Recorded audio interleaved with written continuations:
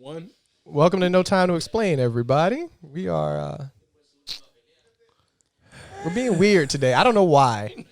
People are making strange sounds, noises, sexual innuendos. Available and ready. Damn, son, where'd you find this? No, Walmart.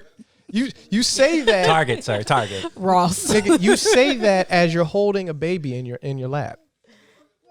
You are tied down. You ain't doing nothing. You ain't available for shit.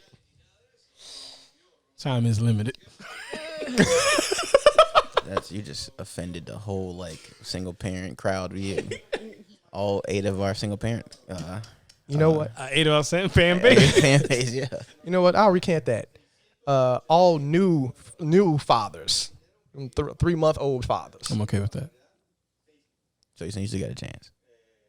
I still got a chance. I'm a little lost in this conversation. Of course you are. All right. You just lost, bro. Hey, but who's got the pop filter? Look, just because you want to be bougie because you're using your equipment doesn't mean that you gotta be. Oh, okay. Oh, I'm lost. I didn't get your. I didn't know the pop. I didn't get your was. flex. Oh. It didn't register. He's just like, oh, I'm using my equipment. I have a pop filter. I still don't get the flex, but It's not a flex. It's gonna waste time for you to explain it. Yeah. Yeah, we're not doing that. Memory card all over again. Which I don't think anybody heard that yet. I definitely cut it out. Oh, man, release it, We'll please. release it as a Eventually. separate clip. What Eventually, happened? nothing. You're not paying attention either. Anyway. Why are you lost? Is your headset working? What's in the cup? Dramatic business. pause. I can't do. What is wrong with you? Are you okay? Apple cider. He's feeling weird because he's home. He's using some of his equipment. He's got his baby in his lap. So he feel like he just has the need to just unnecessarily flex for no reason, which is not even really a flex. All right, let's do. Let's get into this thing and see how this conversation goes. Yeah. Let's get this going. Okay, well let's start this conversation off. Since we've all been children and some of us have children, we can kind of talk about. That's Neo, everybody. We can talk about different levels of discipline. I don't have children. I have a child. As a collective, we have children. I can't stand you. Torrance, can you just punch him in the mouth? Like, you can reach. I don't want the baby. I don't want to hurt the baby. Anyway. Because if I punch him, he's going down. He got no type of chin. We'll protect the baby. Anyway, but yeah, and so in our community, which is the Black community, And Latino. stuff for you. Wait till they find out. Growing up, discipline was very physical. Whoopings and beatings, if you will, and whatnot. And nowadays, Lashings. yeah, get a switch, extension cord, shoe for some of y'all out there, whatever. it Chancla. is. And that compared to how nowadays that's highly frowned upon. People are getting CPS called on them and whatnot nowadays for things like that, and they go the more softer route of like timeouts and things like that. A lot of people our age are now having that discussion. It's just like, will you whoop your kids? Or it's like, how would you handle this? It's like, I don't believe in whoopings. And it's just like, I do. Okay, was anyone not whooped at this table? Okay, I'm lying. I was like, I met your mama. What? I've seen Jeremy whoop you. For the brief Son, is because I love you. the brief couple years of Jeremy's everybody's parent. I don't know, Brenda. You don't seem like you was a bad kid, though. Did you get whooping? Oh, I did. Okay. Yeah, I didn't get that many of them, but I did get them because I did fuck up quite a bit. Brendan was a hider. He's small. He was one that hid before the parents got home. Find me. Nah, in the couch, in cupboards and shit. Outside of my fuck ups, the secret to my trade was whenever I saw my mother pissed, I just stayed away from her as humanly possible. I was And you know what? Mama be act like she don't play. She seemed like she upset. she I'm out. bad. You do not want to get on her bad side. I'm in the corner of my room making no noise. I'm like, look, I don't need none of this fade.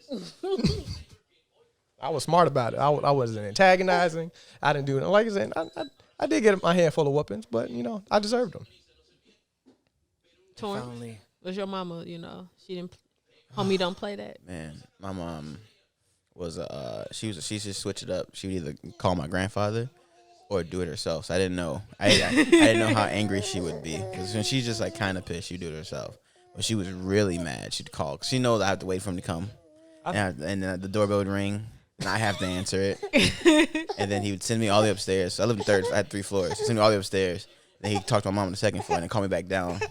He like brief with my mom about what happened and how bad the whooping should be. Yeah, this is a Mission Impossible beating. It's like, all right, Yeah. what did he do? How bad he fuck up? Yeah. Here's the mission. You had He's a upstairs. you had an Illinois city whooping. What the fuck does that even mean, Suchi? I feel like a lot of the older black people from Illinois are from the South, so that's what I'm gonna call it. But it's like when they don't want to do it, they call over the uncle or the older cousin, and then you open the door, you see who it is, but then you get sent to another part of the house and wait. Your outside- title's sitting in- flawed. Outside of Torrance, when have you ever heard of that? Never, I made it up. I know. Okay, That's why your yeah, it title's sound flawed. like it. It sound like it, because the way you describe that sounds more of a single parent type thing, not necessarily a city type thing. Well, then I was big Yes. too. I was wrestling since 6th grade, so I was solid for a while there. So my mom wasn't going to hurt me unless she hit me with something, and she didn't want to go that far. Because if your mother was going to hit you, it was going to probably kill you, not necessarily to harm you. Yeah. I know your mama, babe. My mother worked in the post office for 33 years. She had giant Popeye forearms. She was able to throw me around the room very easily. And you were light skinned too, so I know you were real dramatic when you got tossed. How tall is she? Like 5'11"? I was ironclad. Yeah, she is 5'11". I think she's still taller than me. So Your yeah, mom she's is 60. tall. Your She's mom 60. is tall. I never realized that. Your mom is tall. And so she was taller back then because, you shrink with the age. So, yeah, True. large, very tall woman. I can see her just dunking on you to be when you're just mad. You walk in the yard, she just pull a boy. You not in my house. No, but whoopings was like okay. But then when I got into martial arts when I was like 11, that went away because I had a father figure that was terrifying. So you never wanted to go to the dojo and had a bad report because I remember it was one time. One time I did something. I forgot what it was, but my instructor hit me in the chest so hard my shoulders clapped together. So at that point, I'm like, man, it's not worth it anymore. I'm just gonna have to even hide or be good. So yeah, so whooping ceased after that moment. I mean, at that point, I wouldn't even want to. Like, if I'm about to get beat by my father figure slash sensei, I don't want none of that. Oh smoke. yeah, 'cause at this time he was a 6th degree black belt No. with about 30 something black belts behind him. If that was my upbringing and I did something wrong and that happened, I am never doing anything semi-remotely bad ever again. This is a guy that fought full contact in the 70s. So that's with Jerry Curl and all. So yeah, Superfly. I was no. So yeah, that was my whoopings. What about you, Britt? Yeah, I got him.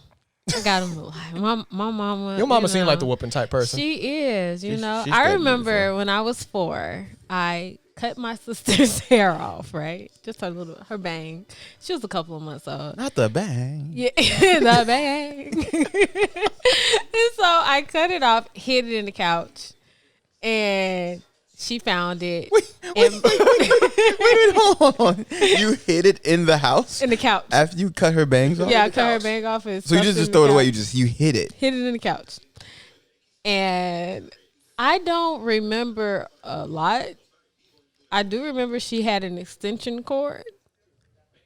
Told me my stepdad had to stop her from whooping me because I was little. I was so tiny, like Joe. And she was so upset. And, I think blame me till this day. I think that might be a girl thing because my sister did that to one It of my might other be. sisters as well. Somebody did that. I think Joe did it to Jess too. She She had just the- won't fess up to it. She had the old school single like twist outs with the bobby pins at the end at the root. Oh, Yeah, see, and my sister was like a couple of months old, so she ain't had no hair for real to begin with. Yeah. I shaved my sister's Barbies. You shaved your sister's Barbies. Well, I mean, I took scissors and cut their hair off, but I basically made them bald. No. Let's All talk. right. Let's talk about weapons. What's the worst thing you've been hit with? Ooh, Extension cord. Extension cord. definitely extension cord. Well, I don't know. That is between that and the switch. My sister's grandma, she used to make us use this bush in the back of her, on the side of her house, and pick our own switch. Not fun. Choose your weapon. Hey, it was real. Like it was. We Hold had, them all out. Which one you want? well, I want the small skinny belt. Get two of the belts together. Nah, you ain't getting that. That's the word. You choose the wrong weapon. Man, because it's a wrong choice. my favorite, not my favorite thing, but the worst thing I've been hit with was like the little metal thing under the sink, the bathroom sink's the little like wiggly The pipe thing. The pipe, yeah. So my grandfather, when he got bad news, you had to catch him not doing anything manual because he's like a carpenter. So anything he was holding, that's what he's gonna hit you with. So I called him.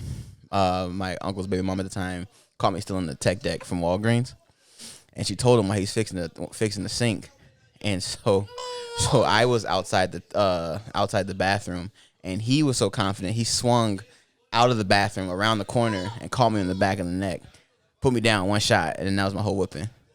I was like, oh, I never stole again though. That fixed that. I think the worst thing I got hit with was actually not what I got hit, but what I fell on. So, and we had a very my bed and bed frame was very loose. They just rolled and moved around. So one time I got thrown across my bed, and at that time my bed decided to move, and my back landed on the bed frame. Oh, one of those old school metal brown ones. Yes, Oh. the brown bed frame. I landed there, and then she was like, "You better clean up before I get back," and left me there. I stayed there for about maybe 2 hours because I was in so much pain, and I'm like, I can't move. But then she came back, and then I'm thinking maybe like 20 years later, she eventually like, I felt bad, but I couldn't break. That's why I had to leave. She said that's why I had to leave. That's petty. I'm like, that's some cold stuff, man. But yes, bed frame. Creative whoopings are always good too. I think. Okay, so I have two, but one is what I got hit with, and the other one is how I got whooped.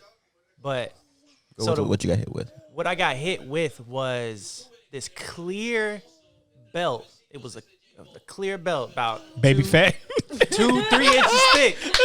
It had like silver Some baby studs in fat it. belt. There's baby That's felt what it bags, sounds bro. like. The gas station one, the fake ones. Yeah. Just the baby belts. It was worse than the switch. It was worse than the extension cord. It was something.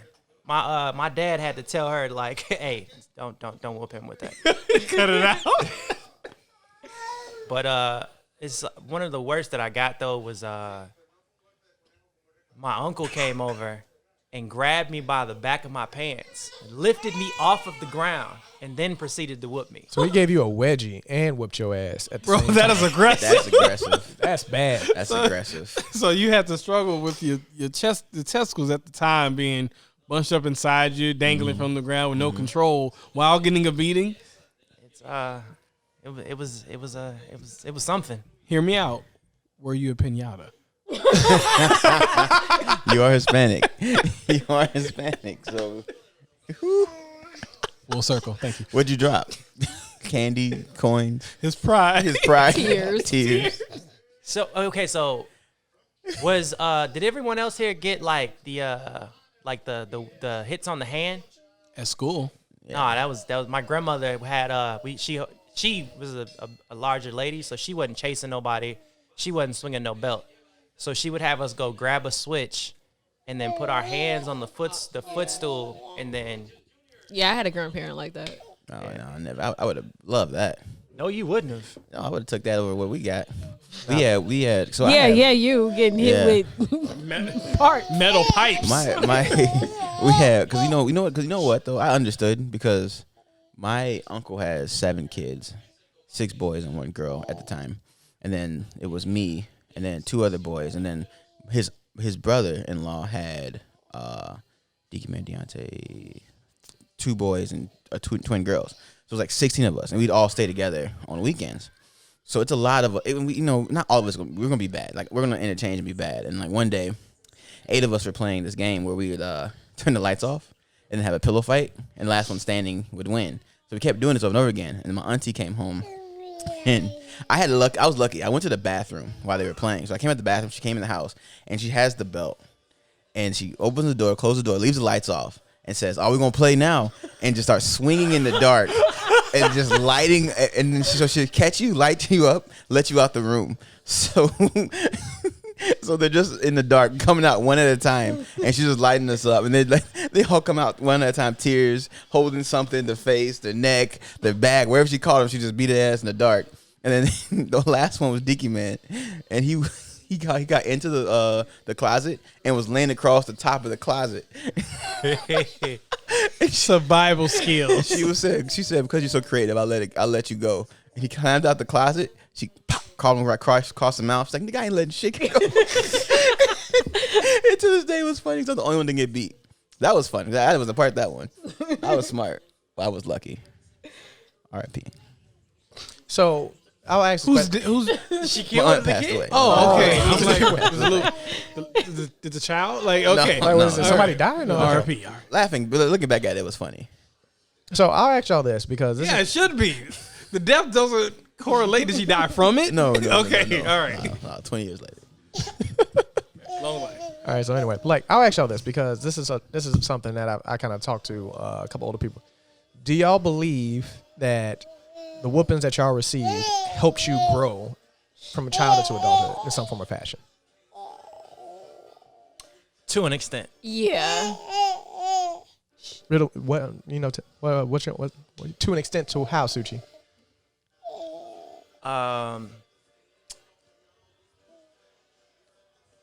So dramatic, nigga. I don't know how Well, I'll say what I have my opinion is that physical punishment is only effective depending on the kid for one. So for some kids, it does nothing. My 2-year-old does not care about me tapping a hand, a leg, popping her. That does not faze her. I got to swing over. Like, Well, Jesse's tough as iron for some odd reason, but yeah, also but my soft. 5-year-old, if I raise my voice too much, Fear. she's instantly scared. That's a kid I don't even need to even think about being physical with. You know, like not every kid needs it. And then for the kids that do, it only lasts so long. You know, it's only for a few years that whooping or tapping or spanking a kid will actually be effective as a punishment. Well, also it's also the execution of how you do it because the one misconception with that is that people don't understand the difference between just beating your child and whooping your child. Well, I think the biggest issue is, and I always have, is that a lot of times there's beatings with no education. And there's whoopings with no education. Like, I'd rather you don't beat. So That was my point, yeah. Yeah, the education piece is like boom, boom, boom, boom, boom, let me scrap you up, whoop you, and then go about your day, don't do it again. Can you talk to me? You know, it's like, you know, at a child doing something bad doesn't go in their mindset like, man, I'm about to get so up after I finish this. I've never know which the child that has that mindset, unless it was Torrance. You said what? So unless it was you walked into a situation like, man, I'm going to get whooped after this. Yeah. But you know what, though? I will say, though, I always got explanation. Either, like, later that day or the next day of why, you know. And so, like, that's why by the time I got older, I was well aware when it was happening. I didn't need to talk anymore because I knew I still fucked up. But sometimes some things are worth it. And at that point, though, it's not needed. Why be physical with you at that point? You know, if I as a parent understand that you get it now, you know, there needs to be a different form of punishment at that point. My mom finally stopped whooping me when I was like 12. But my sisters, hers stopped before then because it didn't faze her. Getting a whooping did not faze my sister. Sounds like my older cousin. And so my mom had to figure out a different way to punish her because it was no point in hitting her. At that point, you abusing. It's a fight. it's a one-sided fight then. Yeah, if you gotta, if the medium whoopings don't work and you gotta throw hands, then you gotta think of something creative. Cause like now, I don't want to have to beat my child to cause them. Yeah, I get that, but we also we were in so many activities. Like I didn't have time for a timeout.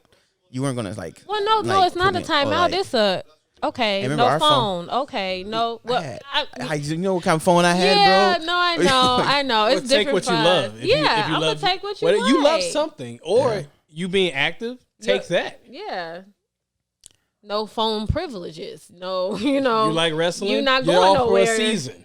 Nowhere for the weekend. You know, whatever the That's case bad is. parenting. You said that's bad. That's bad parenting. Taking me out from a season. No, it's not, man. Well, I mean, but think about the severity of what you did. If that's if the, that's the you know, case, if that's the yeah. case. If I'm willing, not saying you didn't do your homework. if I'm right, yeah, nothing petty. But if I'm willing to be like, you know what, F the money I done put into this for you, you finna sit out. You know, Like, what did you do? you can also think of professional repercussions at that point in time. Like, even if you, let's say, like, just use wrestling as an example. You know, as you get older, you become an adult, and you fuck up. It's like, oh, we're pulling you. You're suspended for God knows how long. And just like, and then in that situation, you know, that's money being made. That's not you either growing or just doing something that you enjoy doing. At that point, it's like, oh, there's money on the table, and now I'm losing that. I know a situation where a kid messed up in my pop's karate school, and he wanted to quit, and his parent wouldn't let him. Monday, Wednesday, Friday, drove him there every time. 6:30, he was there. I mean, I'm like, you thought you can escape from this? Didn't happen. That's tough. But that's mixing up your punishments. Like I say, you understand. You at that point in time is that you thought about and understand how to punish this child properly. Taken away would have been they didn't want to be there anyway. They're like, oh well, now we'll really make you stay. Yeah, now you're going. I'm gonna drop you off, and I'm gonna sit there and watch. You're not going anywhere. So I guess it's just going to the point of like creativity, like not just like trying to sit there and be like a mastermind of how I'm gonna punish my child, but You don't need to jigsaw them. yeah, you know, set them up an elaborate scheme of whooping. And you're like, what have you learned? Side note, y'all might have to watch me when I become a parent because you know how much I love Saw, so I might jigsaw some kids. How great would that be? Amazing. Hold on, listen. Your kid fucks You don't up, have to right? finish. No. I want people to know. I want people to see my vision because I'm gonna do this one day. My kid fucks up, or they sneak out the house, right? I empty out their room, clean it out. It's nothing in the room. They walk into the room. I want behind, I push down. I chain their ankle, run out the room, close the door, play a Saw. So they're in their room. It's just empty. No sheets, nothing on the walls. None of their shit's in there. And I'm like, there's a key in here. You have 2 hours to find the key. I'm coming in with a fucking belt. Light your ass up. And it's just puzzle after puzzle, boy. That's good. I love it. Mm-hmm. That is great. I'm paid enough to do it. But my mom. The psychological abuse. Are we forgetting that part? No, like That's okay, hilarious. I give you that. So, at a certain point in time, when whoopings don't work anymore, you have to get creative.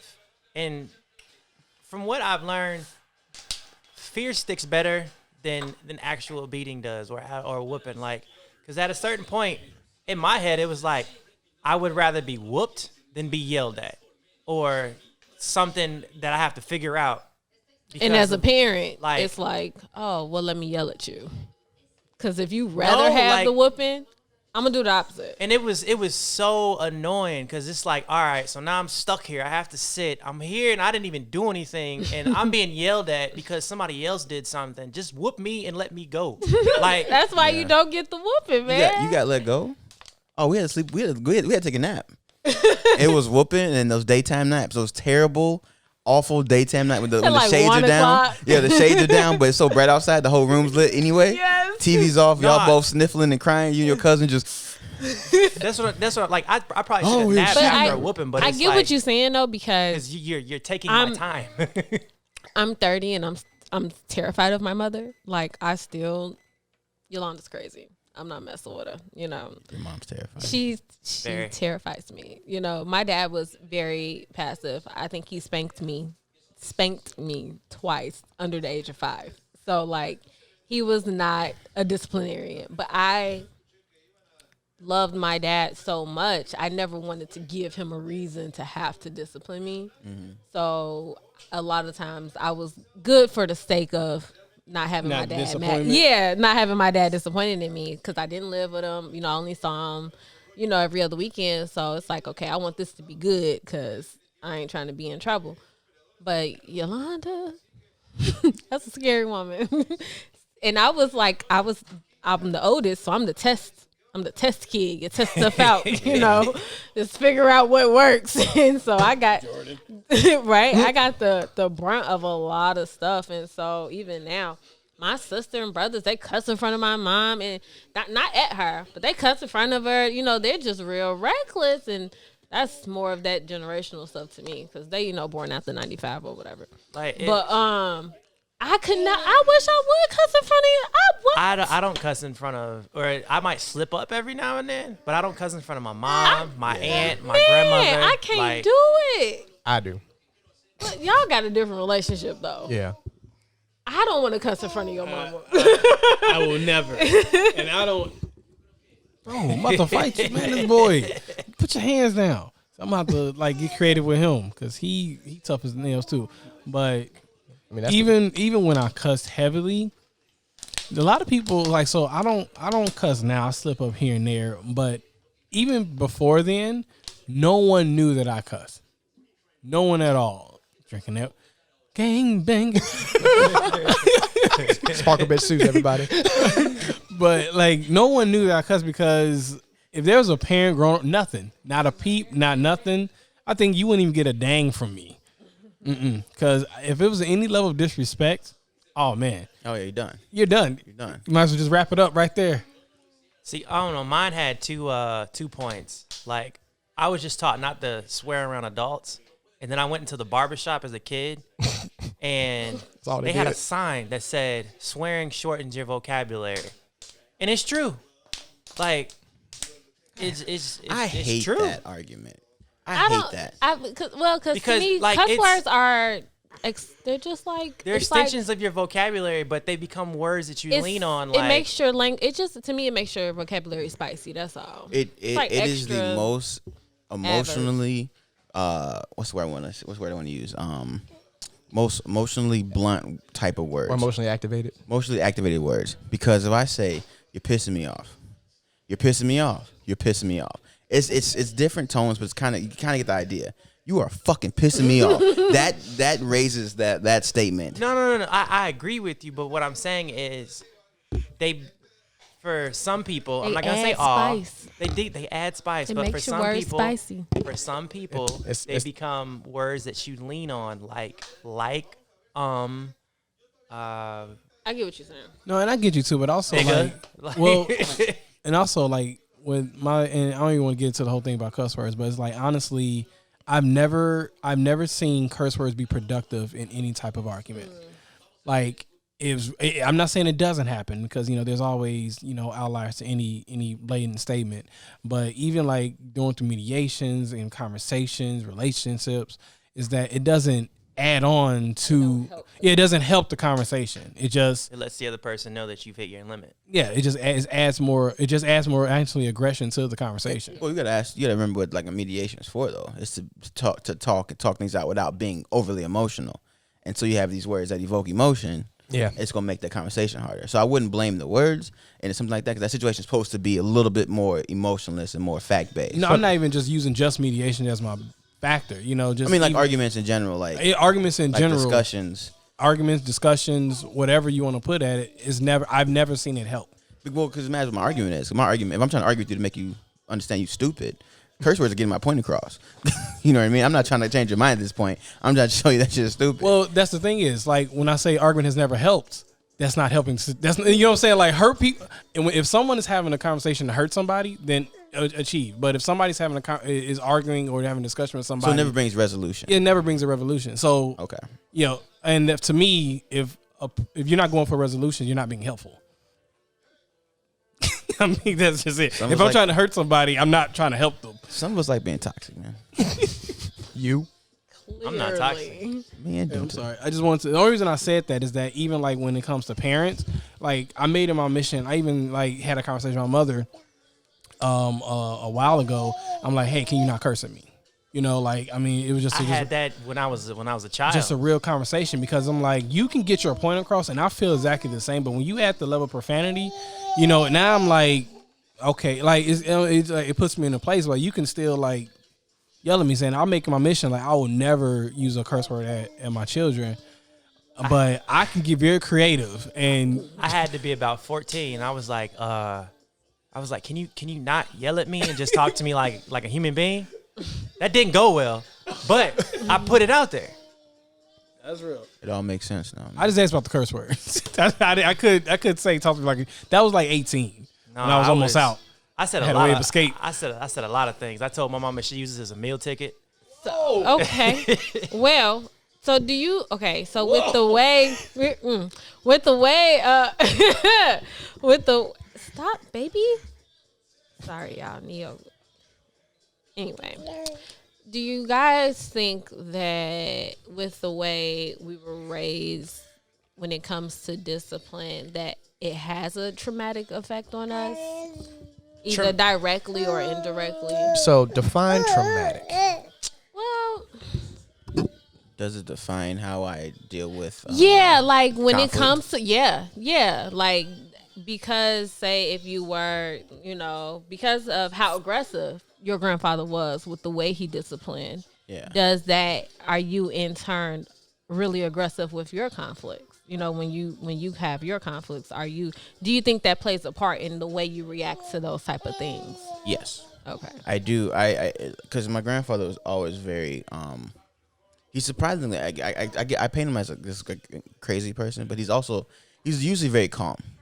He's usually very nice and respectful until he gets disrespected, and then then he's on 10. It's just like he's being like super nice, super helpful. 0 to 100. 0 to 100. Super educated dude. Like, and he's like a dude that he has 14 siblings, come from Alabama. Outhouse, he was growing up like real kind of poorish, like starts, until his dad kind of, got things together by the time he left Chicago. But he put all my aunties through college, everyone through school. But he's always been the type of person, like, if you disrespect me in any shape or form, you're going to know you disrespected me. And with us, my older cousins,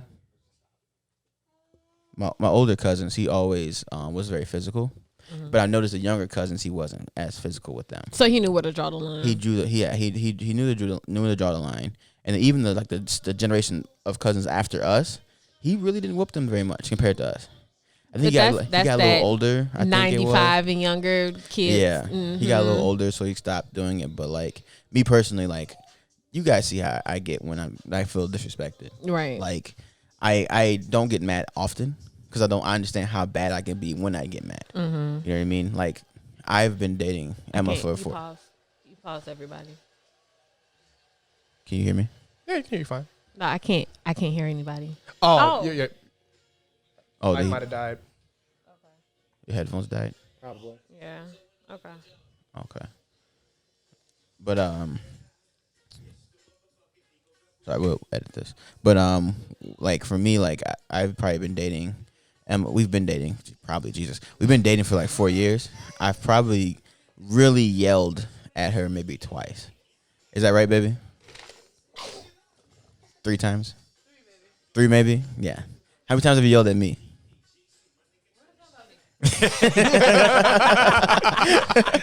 That's a lot, people. It's a lot. She said a lot. All right, we've established the fact checks here. But like, so for me, I do my best not to get upset or mad to the point where people think I'm just like, I don't care, I'm super nonchalant, because I know how aggressive I will be. Younger Torrance was fighting on sight. Like, if there was an issue, I was going to fight. If there's a problem, I was going to fight. Arguments, I don't argue with you. You disrespect me, I'm going to fight you. Now that once I turn like 17, 18, I'm like, I kind of get my shit together and stop doing that.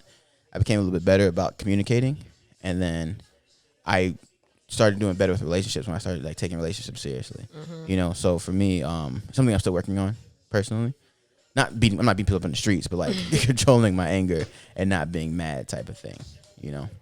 See, I was How you wanted to beat up the homeless guy? Oh, when we were leaving the restaurant. Which one? Wait, when we were leaving the restaurant. Oh my God, bro! On my birthday, like you literally turned to me like, "Should we hit him?" Yeah. So okay, guys. I was pissed off the entire time what walking. was he saying? He was just talking. Hey man, what's going on, man? What's up, What's up, black man? What's up, black man? What's up, man? What did he say? Tarzan. Yeah. Well, no, we almost got into 2 fights because the guy that was he like fake sniffed Brittany or fake sniffed Emma. That's the same dude. No. There was a different. It was some young dudes outside of the young dudes. The Yeah, first the first dudes dudes that crossed us. And I'm like, but it was like 6 of them. I'm like, okay. Yeah, we did he sniff? No, because that's the thing you say. Did he sniff her? That's what because he like I'm like, leaned what? in. He leaned in, and I had just turned around. And I'm like, did he try to sniff? Did he try to sniff? Or no, did he try to sniff Brittany? And me and Jeremy, we were already halfway down the block. Like, okay, fuck it, it's fine. It's 6 of them. We have 3 women. It's 4 of us. We're not gonna win. One of them's pregnant. It's fine. We'll let it go. The homeless dude. Hey man, what's up, black man? Hey, what's up, black man? He followed us for what, like 3 blocks? 3 blocks. He followed me for 3 blocks. I turned to him like, Jeremy, can I hit him? Can I just put him down? And literally, I'm like, you know what? Not yet, because I waited. If he would have followed us for one more block, that would have been it. even I was checking behind. I'm looking. I'm like, okay. Yeah, because like, you know, me and Jeremy especially are martial artists. We're heavy in self defense. We slowed down because we were like we'll have a conversation with him. Let everybody walk like a half a block ahead of us. If we fight, everyone else is away from us. And so I'm just like, man, like because if I was by myself, I'm hitting him and ending the conversation. I'm not doing this with him. I'm not having him follow me. I'm not giving him the chance to stab me or rob me. I'm gonna knock him out and go home. And no one would know. It's like you're in the middle of Chicago. It's fucking 1 a.m. No one's gonna know what happened to this guy. No one's gonna be able to prove anything. Like, I'm not gonna take a chance to get hurt because I want to be civil. No, but I'm with people, so I stay civilized. With family. This is why I help Torrance. I help balance you. Yeah. In knocking homeless people out. You give people chances. See, I guess, man. But I've been robbed before, man. I ain't taking Well, no but chances. the thing is, his capacity of robbing us, unless he has 6 other people with him, Yeah. Yeah. it was not going to happen at all. It wasn't. But subconsciously, man. I get you. I get you. You're valid. Knocking him Like I out said- would have eliminated the threat immediately. Like I said, we would have walked down the block and he was trying to rob us, and then 4 other homeless people showed up to back him up. Well, and you know, a part of me, and this is just me, I know so much, and I'm not just bragging. I'm actually gonna brag on my instructor. I know so much. I sometimes wish that I could use what I know. Like, I've been training in the martial arts for 20 something years. I sometimes like, man, if I could just use this. You got that wish I nigga would mindset. I know, and you know what? And it's got me a lot of fights because even in high school, I'm like, yeah, y'all really want to do this, and not just being. I'm like, no, I'm like, I don't know how to control. I'm not at that level where I can like stop. I may break something, and I'm gonna get kicked out of school. Like, this is for me. Can we not do this, please? And so honestly, maybe in part of me wanted to have 4 homeless other people pop out and we have a good old. I'm you should have went to dinner in that in the gi with the sleeves cut off. And the How I used to work gloves. around in Roosevelt. I get more antsy when it's multiple people. When it's one dude that's aggressive, I don't even. It's not even worth the hunt. You know, not even worth the effort to fight one dude. You said hunt. I know. I'm sorry. It's not. If it's Such a That predator. is so Wow. key. That is so key in the rest of your conversation. if it's 2 or 3 dudes that are getting like kind of. That's why I like bouncing because I got to deal with groups. So I'm like, if I have to fight, this is a challenge. 2 or 3 of them, this is a challenge. This is fun. This is what I'm looking for. 1-on-1, I'm gonna smash like maybe. I'm a low ball it 85% of the population. There's a monsters. That's out a there. low ball, nigga? That's low That's ball, a bro. low ball? I got hands, and I'm vicious. I'm talking. I bite your jugular out if I start losing. Like, this isn't the game. 85% of the population, that's billions of people. Yeah. I'll take that number. Okay. 80. But Americans though, maybe 85. There's a lot of fat Americans out there. I don't know. I know a 70-year-old guy that will take you out in 2 hits. He's in 20%. He's in the 20%. 20%. How many guys you know like that? Okay, Jeremy, how many people do you know for real? In a 1-on-1, like, could really actually beat you up for real?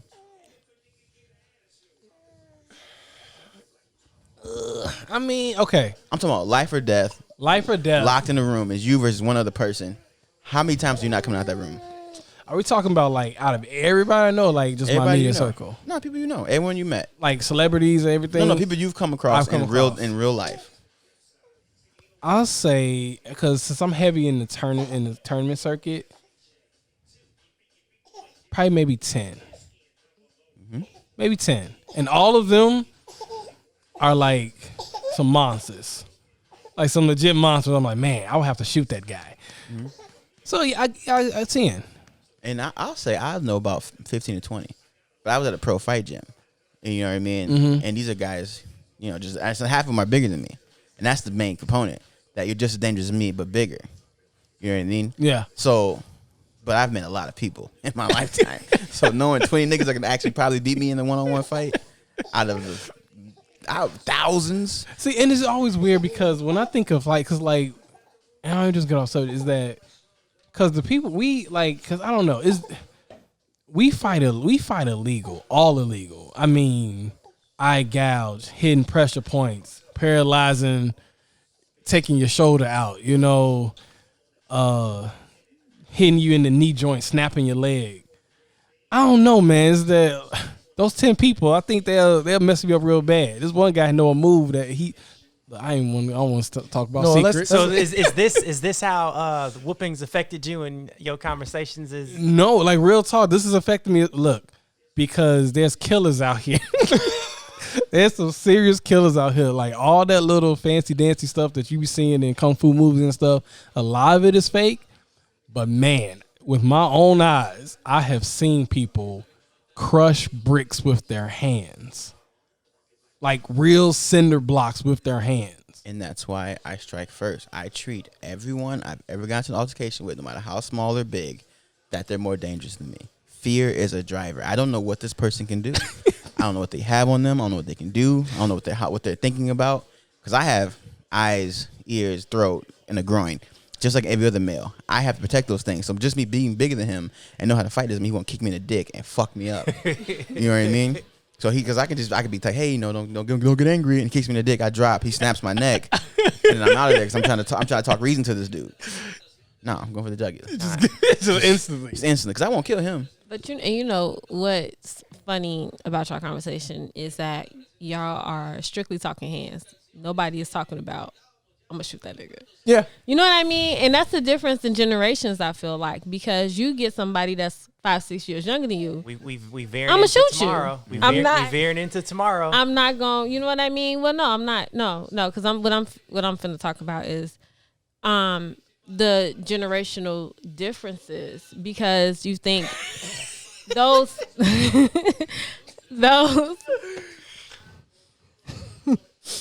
sorry.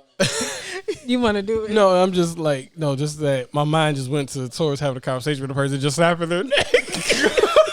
And it's just so funny in my head because he just said like, you know, I don't give him a chance. So it's like, hey man, I want, and then just like, hey, just back away. It's like the guy like asks for directions or something. Like, I'm really well spoken. I can swing it. He came at me very threatening, like he looked suspicious, like he was on something, sir. The very aggressive tone he had in his voice. his neck was hanging halfway off his body. But to my defense, it was one clean snap. I didn't struggle. Didn't struggle. Didn't strike him afterwards. Anyway, Britt. what I'm saying is, when you look at the generational differences between, you know, us and people who were like born in maybe like, well, because how old are you guys as parents? My mom is 50. 54. Okay. I think like 50, 51. 65 or 6. Going on, what is it? 6. Yeah, mine should be going on 64. Okay. And So next week, literally. 57, sorry. So, okay, we got boomers and Gen X. Okay. And so when you look at them and then us and then Gen Z, who would be like your younger cousins, Torrance, so like my brothers, or, you know, Sushi, your siblings, you know, it's like when it comes to discipline particularly, there isn't much variation from what happened to our parents and us. They kind of treated us the way they got treated, you know. I feel like, and they might be they probably were a little nicer. I Definitely. I'm gonna say this. way I'm gonna say this. think a little nicer. I am the oldest of 10 kids. I am 29. Mm-hmm. All of my siblings have almost hit every generational gap for the most part. Right. My mom is not a little nicer. She's a whole lot nicer. Well, and that's what I was compared- finna get into. Like, go ahead. like we all have different personalities. Even though we all grew up in the same house, we all have different personalities, and it literally it's like shooting dice. You don't know what you're gonna get depending on which one we are. But the only thing I can say is she was nicer when it came out probably around the 6th or 7th kid. Then she started to act a lot different. Well, see, and that was my thing. Like, I was born in 90. My sister was born in 94. My brother in 95. My baby brother in 97. The difference between me and my baby brother is crazy. The stuff that they got away with, the stuff that they got to do, and I don't know if it's just because they were boys or if it's the age thing as well, but they wasn't getting beat. They wasn't getting whoopings. They wasn't the discipline. Nah, Like what? I feel like they don't know what that is. It's not even just that. They're more involved as well. Like my mother put my close to my youngest brother and all of them through like martial arts, different exercise classes, was going to games, and they were involved in sports. Like it was. You were the test child. we The oldest. Well, you got to think about it, too. You have 10 kids. Oof. The first 3, you're, like, kind of worried about them getting hurt, and you're worried about fucking up. Once you're 6 in, you pretty understand, like, whatever's going to happen is going to happen. So you might as well just let them live their lives, be supportive, and then, you know. Chris Porter made a joke, and I live by this. We have a lot of kids. You can't love them all. Yeah. Dude, my youngest Somebody's brother, gonna fit. like He said, one of y'all was going to fuck up. my like you know my personality, and I'm pretty timid for the most part, because as you know, the whoopings and whatnot and all the fear-induced things growing up, it's like, man, if I do this, there's can't something fail. coming up. Like there's Man. something's going to happen. Consequences and if are it's scary. negative, it's gonna be messed up. I can end up dead, like if I leave the school too late to get home. But like Okay. my little brother, Elijah, Muhammad Akbar Shabbat. Well, you know fighting what? at school, But I like, fighting older kids, no, busting but windows. I like that you said that you can end up dead, because that connects me to a point that I always like to make, is that our parents growing up, they had to be so strict, because you being ignorant and doing what you want to, a white person would kill you. Like, and as you go back into generations, they had to be so strict with their kids, because if a kid get out of line during, we talking Jim Crow, doing everything, because a lot of the stuff that we deal with our parents is a real like slave mentality. Like you get beat with education. And as you go generations back, you see a lot of stuff where you can't afford to be acting ignorant out in public. You can't be forced to be acting ignorant once they desegregate the schools. You couldn't afford I'ma say to bad mouth and talk out.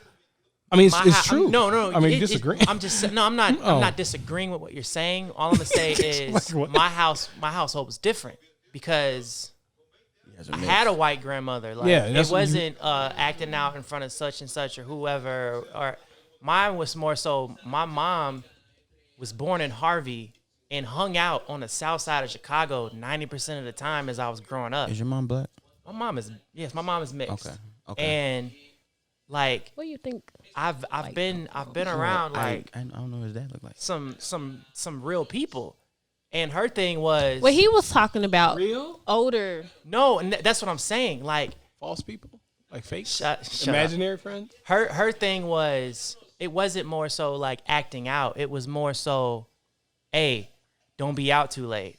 Hey, don't walk around with your pants leg up. Don't walk around with your hat But tilted a I'm certain saying way. there's a Like, reason, though. So I don't know. So I'm saying a lot of reason for black families. I don't know the reason for your mother, but she had one. I don't know what drove that, because everybody's mythology on how you teach someone is based on a reason that connects them all too well. So I don't know what drove her to making sure that she raised you differently, because whatever was going on in the time of her life, her upbringing, it could have been fresh in her head. Yeah. And then slowly, as more kids came, it wasn't as fresh and that important to her at that That's time. one thing. It didn't seem like it was as much of a threat either. You know what I mean? Like, because I get what you're saying, because that's more of your mom, my grandma. They dealt with that.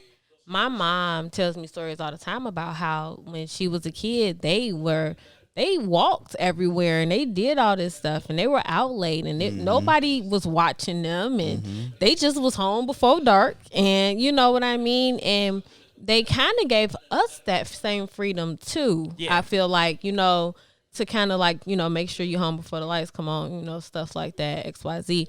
But I think it's weird because in 2020, I wouldn't let Jordan do that. Never. Even if she was 12, no. Like, you're not finna just go play down the street. Sorry.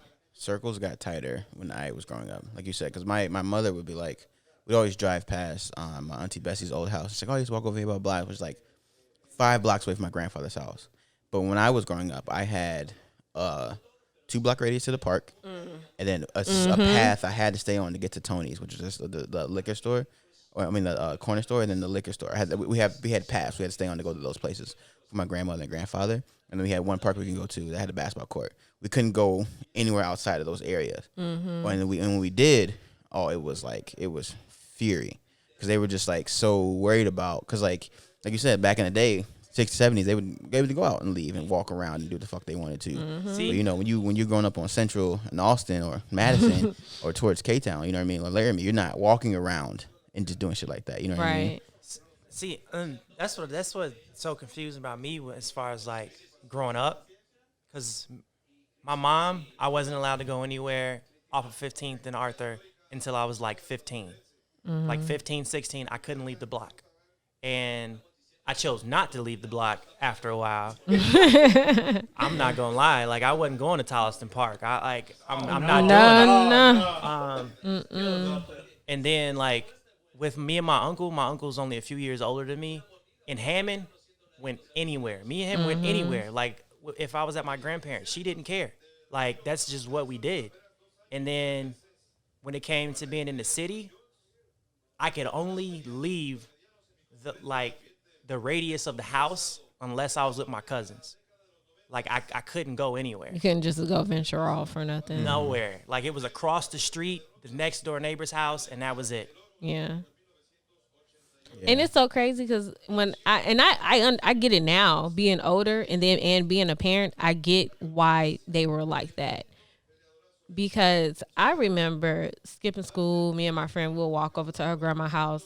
I went to West Side, and you know if you know what West Side is at on Jerry Street, my friend grandma lived on 2nd and King, so it's a nice little ways. And we would just leave school and go and come back. And now that I'm older, I'm like, we could have been kidnapped, we could have been raped, anything could have happened to us. But at 14, 15, you're not thinking about stuff like that. You saw that reward. Huh? $10,000 reward for the guy who shot that 5-year-old, like execution style. Came up to the front porch, blew the little kid's head off, and ran away. That's crazy. It's a different breed of weakness now. Yeah. And people are like, weakness. I'm like, yeah, it's weakness. Shooting children and shooting people in general is a weak thing, because it's a flash decision. You can't take it back, and you can fake that you're tough because you killed somebody. If I go find you and beat you up, or come in and challenge you into a fight, that's a long, constant decision you have to make to defend yourself and be tough and be strong, compared to that flash decision that anyone can make. I can pull a trigger and instantly regret it, but it's too late. My action's done. I shot someone. I killed someone. Right. Fight, yeah. Do you think that the lack of discipline that these younger generations are getting, because that's what it is, they're just not being disciplined the way we were, for the most part. Spare the rod, spoil the child. Between that and educating. Yeah, so do you think that is the reason why we see so much more violence from that generation? No. I think it's the lack of parenting. That's what I'm saying. Oh, I'm sorry. Yeah, I said the lack of discipline. I said because like that lack of discipline from parents. Oh no, that's what I thought you just meant. lack of discipline. Lack of discipline. So I think the problem is discipline when you don't have like a parenting situation comes from the streets. It comes from your peers. So when you get beat up or you get made fun of or abused, the scrutiny is so high that no one wants to take that chance anymore. These young kids don't want to take that chance and fight and be tough.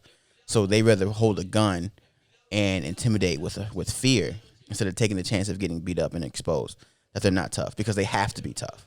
they're in a situation where you have to be tough. You know what I mean? You don't have a mom, you don't have a dad, or you do have parents and they work 70 hours a week. No one's paying attention. No one's paying attention to you. So your only friends are the ones on your block. Because you go anywhere else outside your block to make friends, they know you live, they're gonna kill you. So you have to fit into that group now. And now to order to fit into that group, you have to be tough. But if you're not, because like not everyone's built crazy tough. Not everyone's built crazy, like, you know, no, it's just true though. Right. Not everyone, like, not all my cousins are fighters. You know what I mean? Not everyone I know. I was always the non-fighter in the group. Yeah.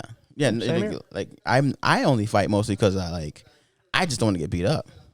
Like I don't want to get. Like, I fight out of fear, and I'll admit that I whoop your ass, but it's out of fear though. You know what I mean? Like some people are just built like hard. I've met some people who are just hardcore, violent, don't care. I'll die today. Yeah. It doesn't matter to me.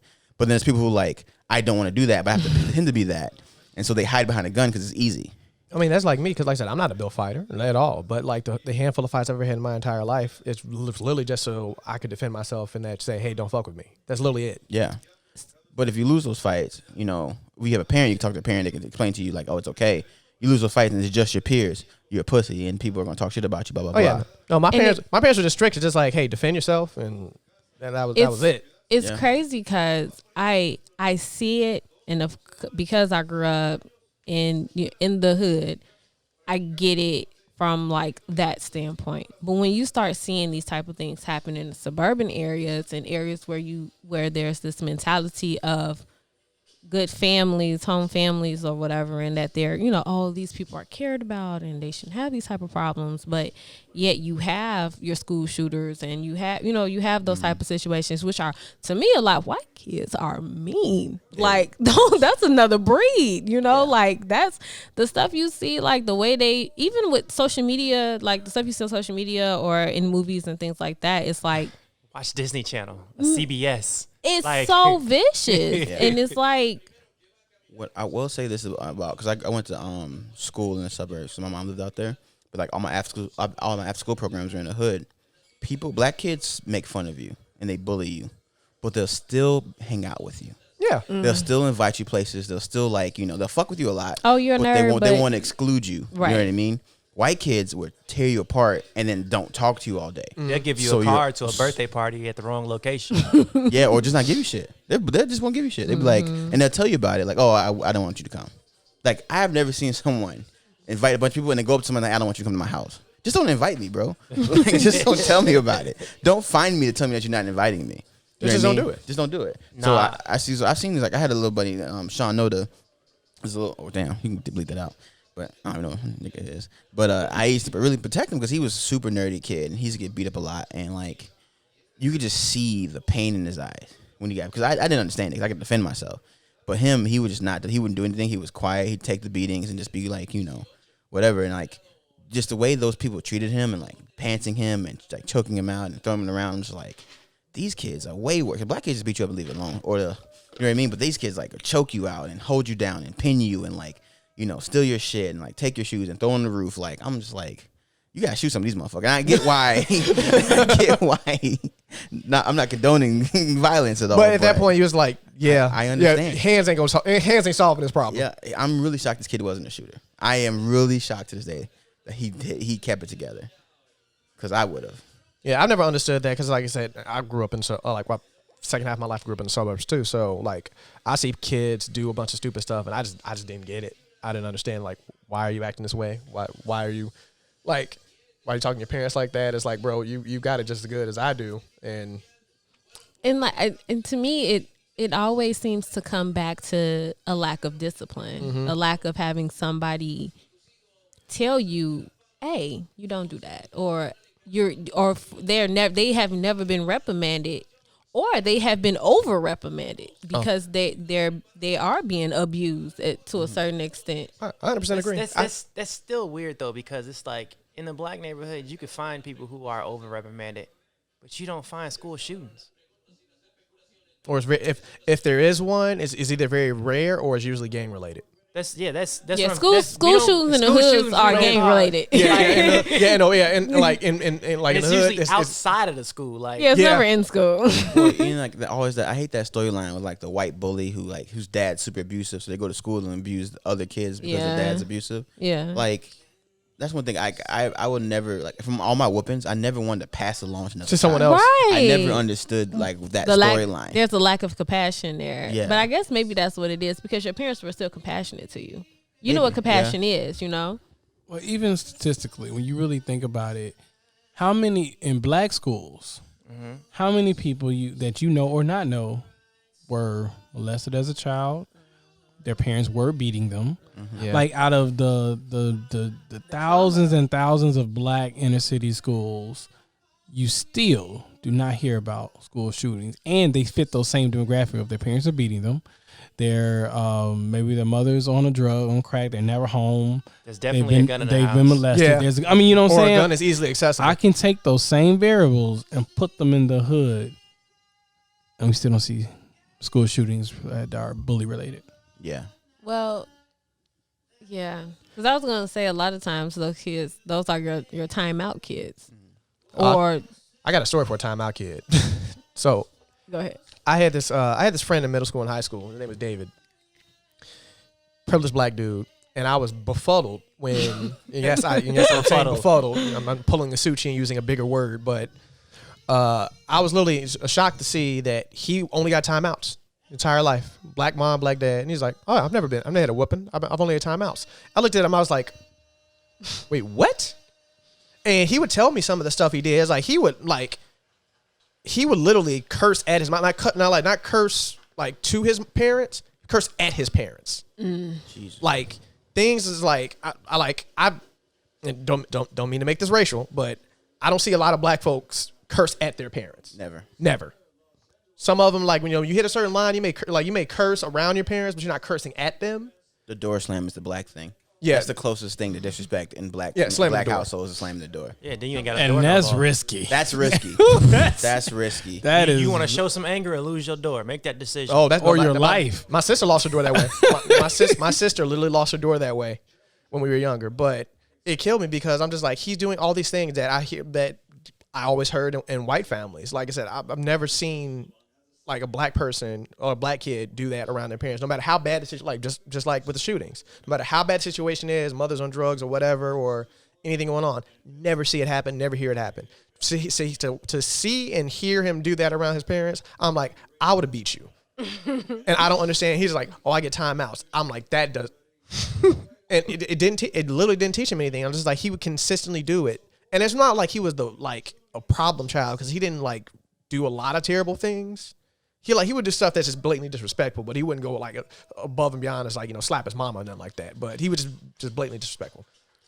Well, that comes from like their generations. They don't really, because when you have a plethora of items for like a white community, like white people, taking things away hurts way more than physically hurting your child, because they have so much shit to take away. You know what I mean? Like we went to like a camp one time, and this kid, his mom kept sending him sweaters, and we're like, it's like 70 degrees, and Why are you wearing a sweater in 70 degrees? yeah, it's like 75 degrees, 80 degrees, and his mom's sending him sweaters. Come to find out, he was so spoiled. He's never not eaten McDonald's. So his mom was smuggling him McDonald's to camp in these sweaters, and the camp counselors found out, so they started stealing it. Is this jail? So we were supposed to be like the camp experience, like eating the camp food. He's never tried a grape before. He's never tried milk before. He'd never had PB&J. Oh, wow. Like, this kid was so spoiled, and he refused to eat anything that wasn't McDonald's. They had to send him home early because he wouldn't eat. That's crazy. I loved my camp experience. I went to the one in the dunes. That's crazy. Yeah, my camp experience was music camp. That was very new for me, but I figured it out. Did you do something at band camp? Nothing. Well, Take a flute to the butt. definitely not that. You heard that, Jeremy? Brendan took a flute to the butt. He said it flew to the throat. Yeah, he went to band camp, took a flute to the butt. I did not take a flute to the butt. Band camp. You went to a band camp too, nigga. I went to a jazz band camp. Yes, we Oh, did. And we was black. So he took a sax to the butt. It was worth it. You fart some Kenny G. Y'all. Don't you ever. That is the Damn, most son, where'd you disrespectful thing find can say. this? He is the McDonald's of saxophone players. Yes, they call him Mr. Elevator Music. I need a moment. He's a staple, man. I need a moment. Yeah, he's a staple, not the stapler.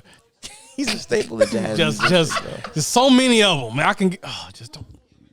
He is good, though. You just honored him and his entire family with that statement. Yeah. He is good, but he shouldn't be the face of jazz.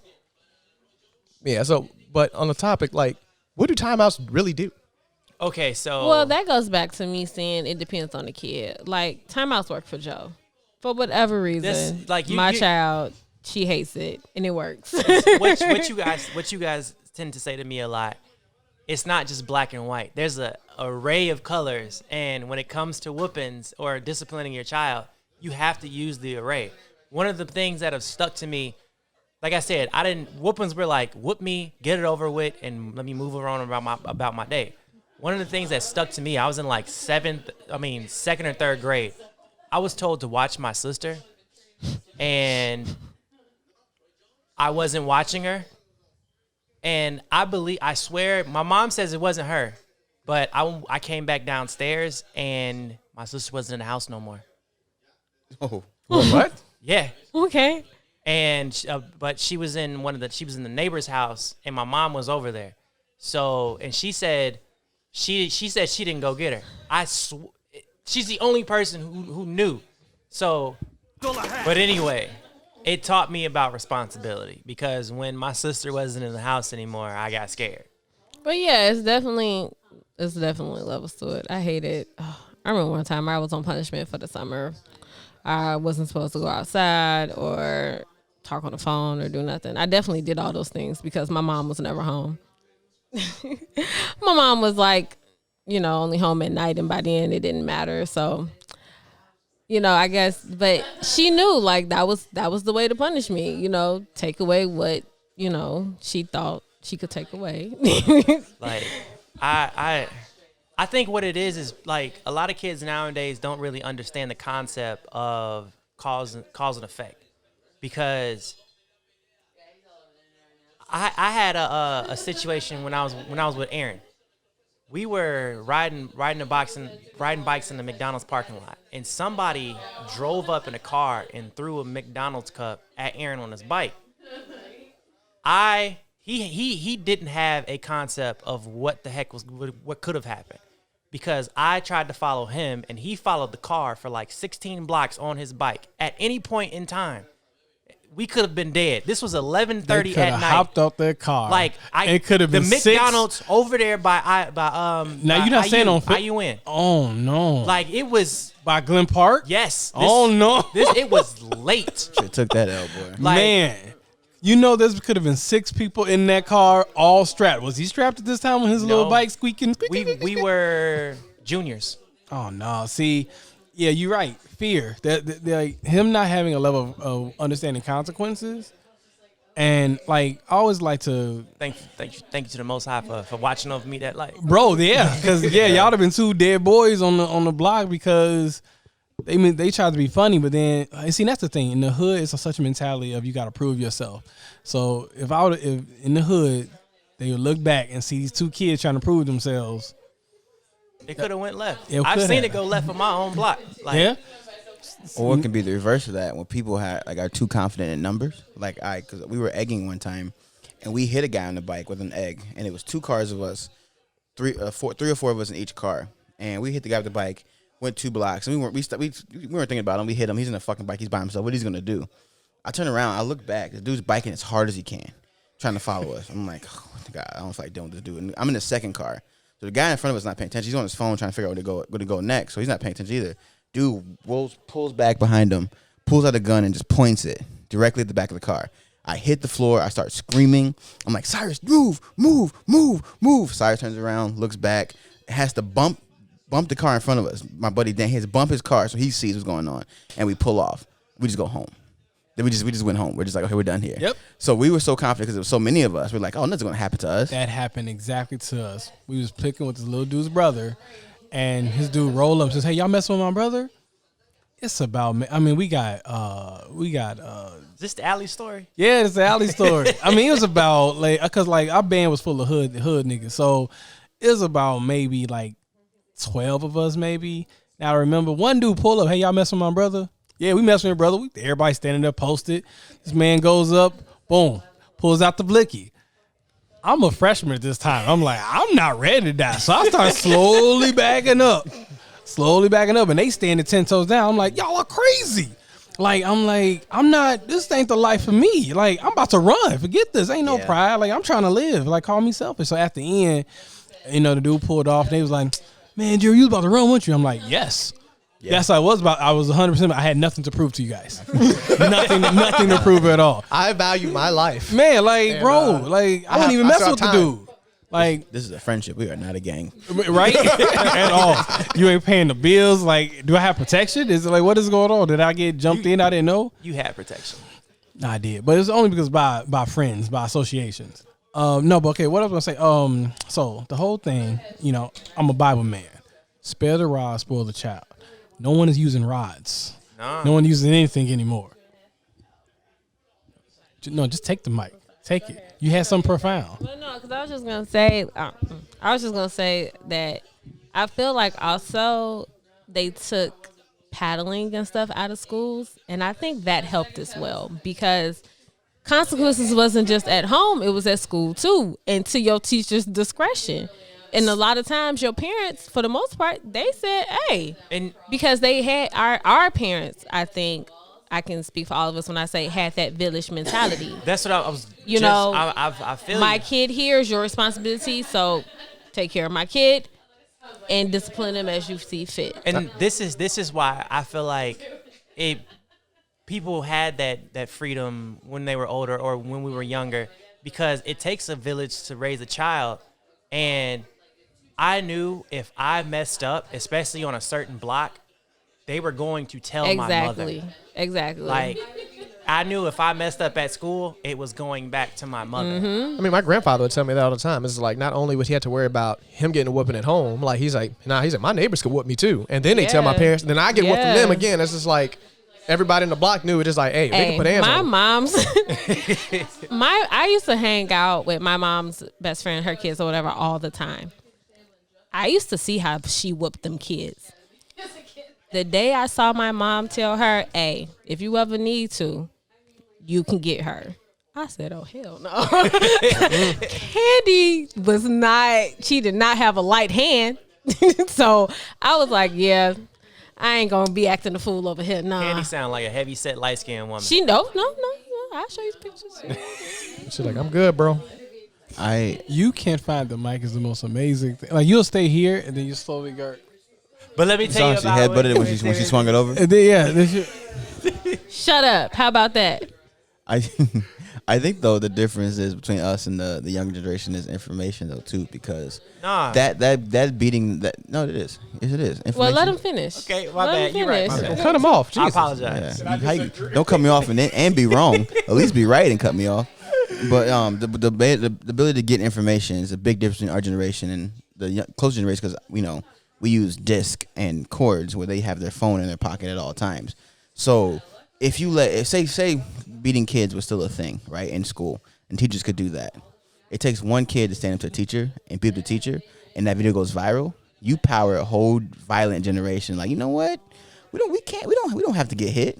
Some of those bad kids that would fight teachers, and some of those kids that would retaliate and do what the fuck they want to do. Keith Strotter, I will never forget that boy in the 3rd grade. Chased my teacher around the classroom. I've seen kids fight substitutes. Mm-hmm. So now you got teachers hitting kids and the kids hitting them back. It becomes a whole pandemic. During the power outage of Velt, and they started hunting teachers. We lost power, bro. Wait, I gotta hear this story. Go ahead. Okay. Go ahead. Come on. Wait. All right. So this is worthy. Yeah. So something happened with a power out when it Velt. So all the kids came out. That's a high school? Yeah. So I'm sorry. Roosevelt is a yeah. high school. Give them context. So all the protocol, everybody go outside. So all the kids came outside, make sure everything's okay. The teacher was still inside, getting everything together. So I guess, there's some teachers that people don't like. So the kids were starting in their own little different cliques, starting unionizing and start going back into the school, because when the power's out, there's no cameras. 2 teachers that they didn't like were Mario and Luigi. Yep. Mr. What was his name? I don't want to even put him up, but yes, they look like, yeah. Oh, yep, Mr. Morales. Mr. Morales was one, and Mr. I forget the other guy. And then the teacher, the special ed teacher on the 4th floor, she was real tall with glasses. They think they pushed her down the stairs. Like, so power went out, bro. They went in and intentionally went to go find these teachers. Well, That's sick. that happened in middle school. The power went out in middle school. They herded us all into, because our middle school was shaped like a rectangle. And so we had a courtyard in the middle. Oh, so it was bougie for no reason, but not bougie. It had to be 90 degrees that day. Power went out. We're all in the courtyard, but somehow our principal got trampled. Oh. We saw her like 2 days later. She in a sling, a cast. I'm like, what did y'all do? Why did y'all beat up the principal? To make light of what Brittany just said, this is the same school that called bomb threats on a daily basis. Yeah. Yes. And even adding to my story, I forgot a part that another rival school, Westside, somehow knew that there was a power outage. I think they planned it. I don't know. But and so Westside is about maybe 15 minutes away driving. So they drove all the way over here to find the girl they've been wanting to fight during the power outage to take advantage of this. Yeah. Then they beat her. They went inside with belts and stuff and beat her up in the dark. Y'all was some sick kids. Bro, it was crazy.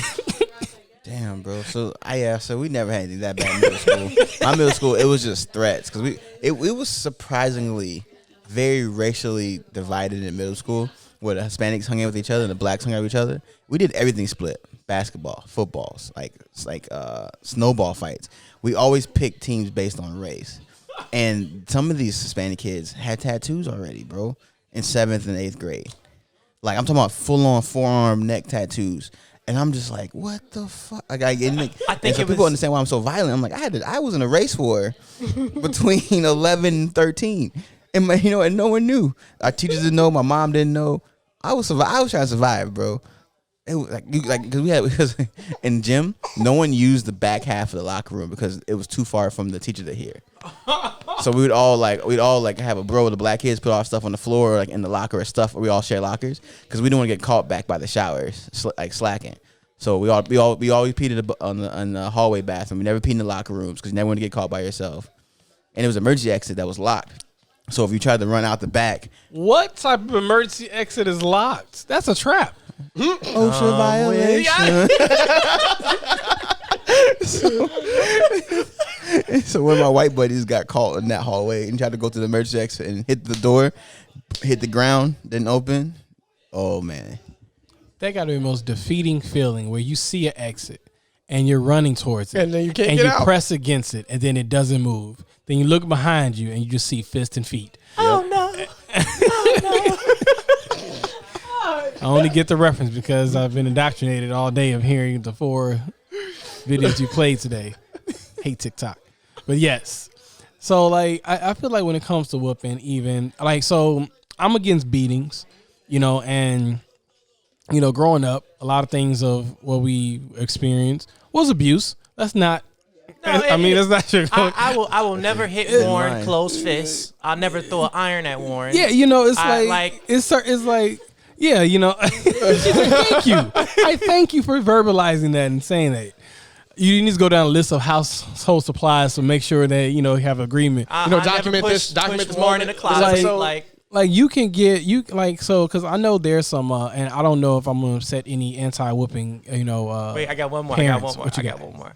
I never catch Warren getting out the shower.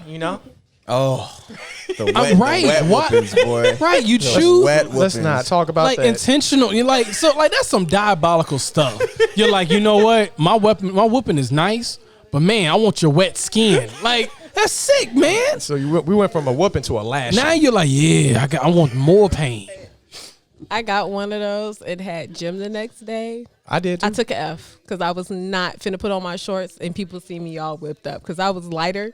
Oh. So I was red and had all kind of whips and lashes. So you saying life darkened you? It did. The darkening of No, but so like 50 Shades of a Whooping. I'm sorry. Go ahead. That was. I was round around. I was going.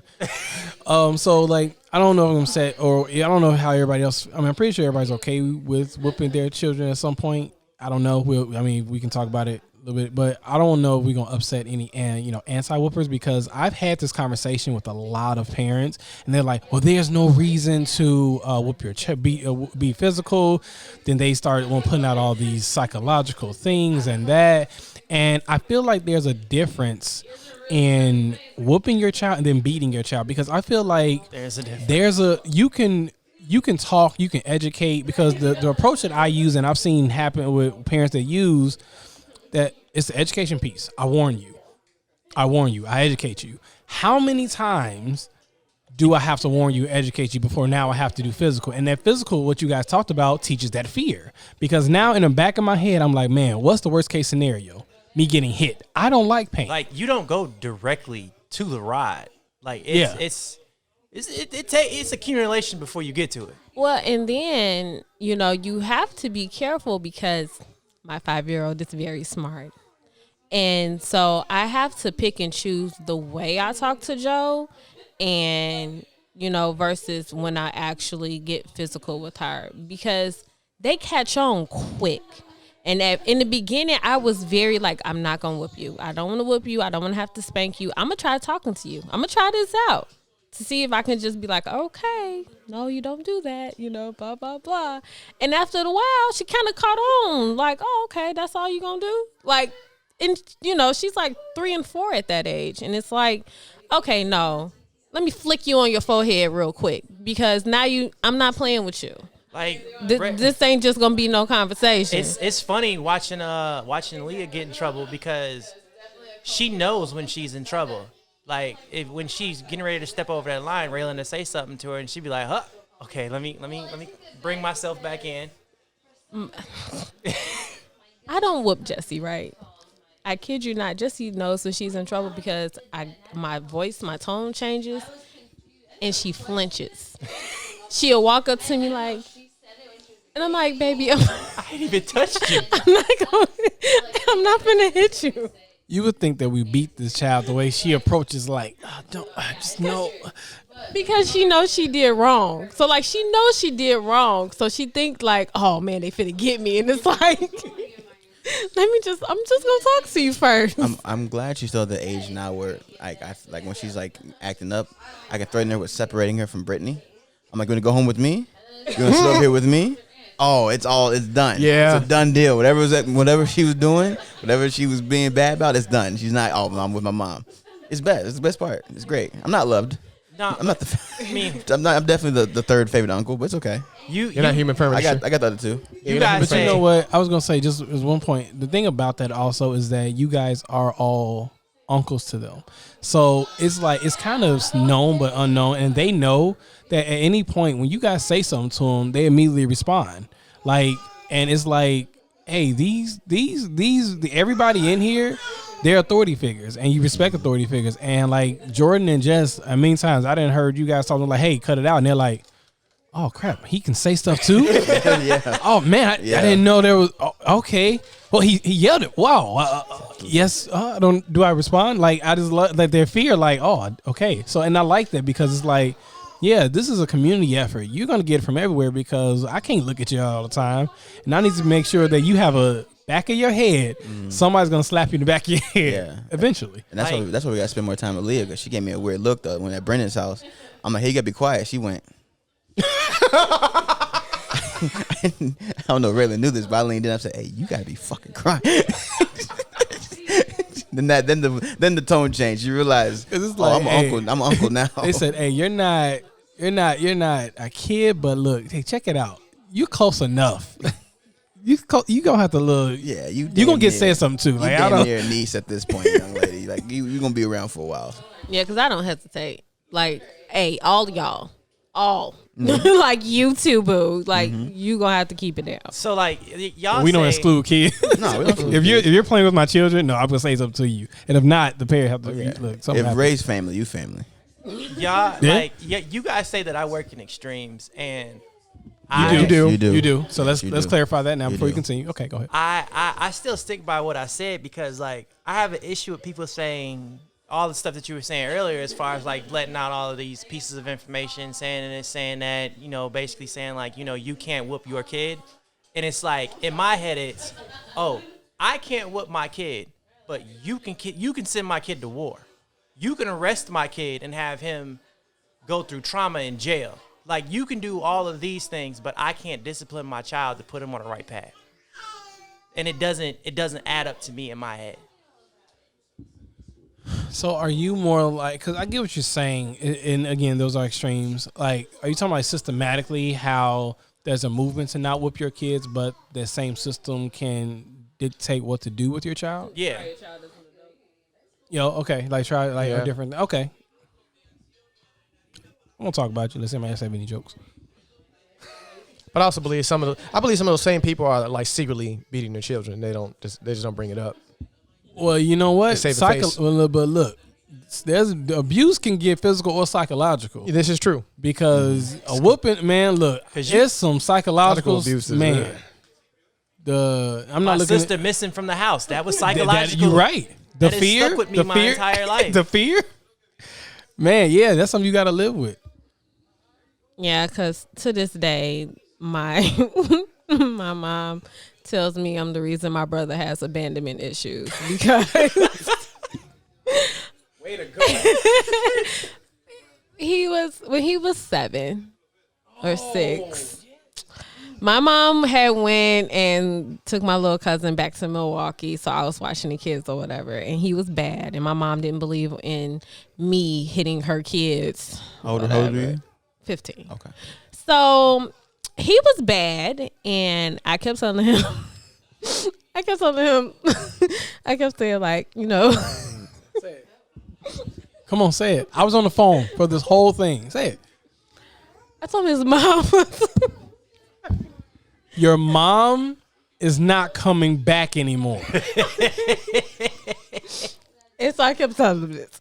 And so He's in the corner crying, and she's laughing hysterically while he's in the corner crying, saying, "What? No."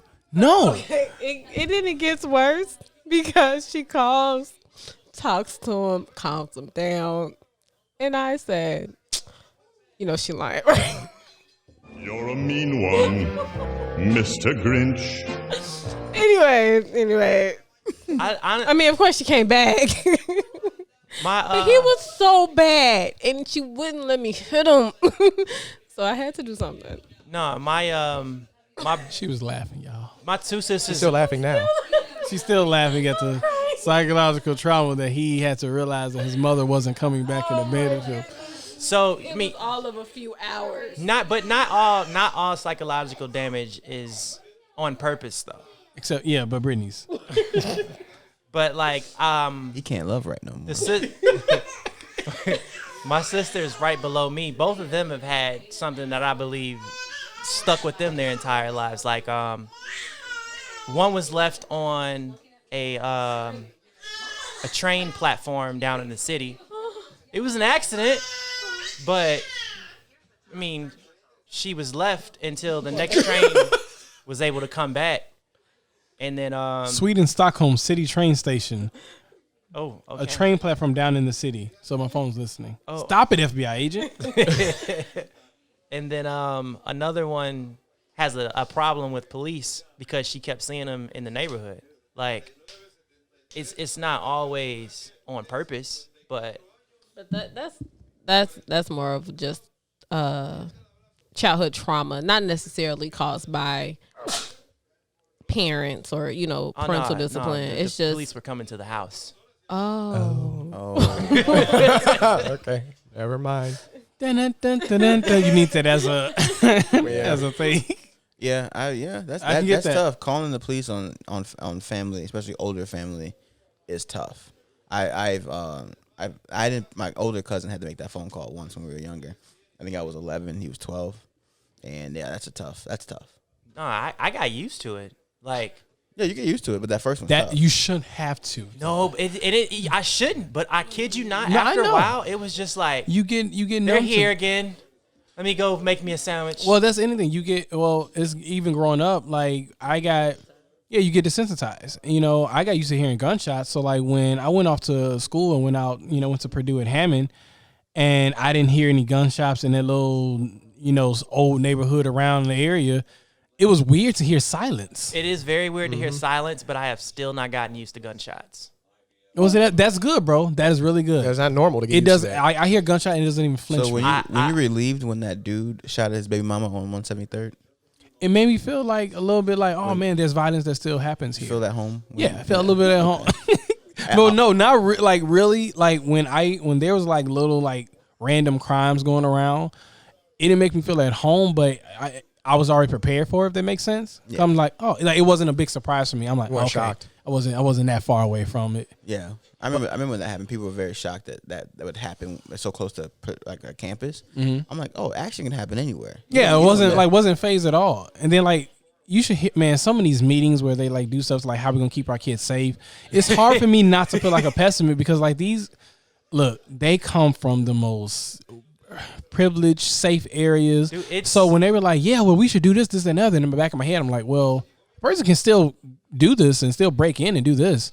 And they're like, well, you know what, we're just trying. I'm like, I mean, I'm just being a realist. like, because if somebody intentionally wants to hurt someone, they're going to do it. We can just do the best we can. So, like, but it sounds like such a pessimist. But like, where I come from, if somebody wants to hurt you, you flashing an ID or like you taking their ID.